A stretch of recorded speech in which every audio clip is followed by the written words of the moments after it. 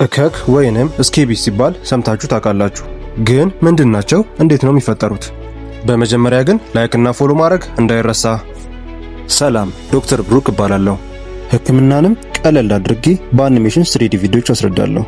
እነዚህ የምትመለከቷቸው ስኬቢስ ወይንም እከክ የምንላቸው ናቸው። ብታምኑም ባታምኑም እነዚህ የሚፈጠሩት ቆዳችሁን በሚቦረብሩ ትንንሽ ማየት በሚባሉ ነፍሳት ነው። እነዚህ ማየቶች የቆዳ ህዋሳቶችን ለማሟሟትና የራሳቸውን ዋሻ ለመፍጠር ኢንዛይሞች አሏቸው። ሴት ማየቶች ደግሞ ቆዳችን ውስጥ የተፈጠረው ዋሻ ውስጥ እንቁላል ይጥላሉ። እነዚህ እንቁላሎችም ከነቤተሰቦቻቸው ሰውነታችን እንዲቆጣ ያደርጉታል። ይህ ደግሞ በጣም ከባድ የሆነ የማሳከክ ስሜት እንዲሰማን ያደርጋል። ካልታከምነው እነዚህ እንቁላሎች ተፈልፍለው ይህን ፕሮሰስ እነሱም ከእንደ አዲስ ያስጀምሩታል ማለት ነው። መፍትሄው ደግሞ የሚቀቡ መድኃኒቶችን መጠቀም፣ አካባቢያችንን ንጹህ ማድረግ እናም በዙሪያችንና በቤታችን ውስጥ ያሉ ሰዎችን ማከም ናቸው። ሐሳባችሁን በኮሜንት አስቀምጡ። ላይክ እና ፎሎ ማድረግ እንዳይረሳ።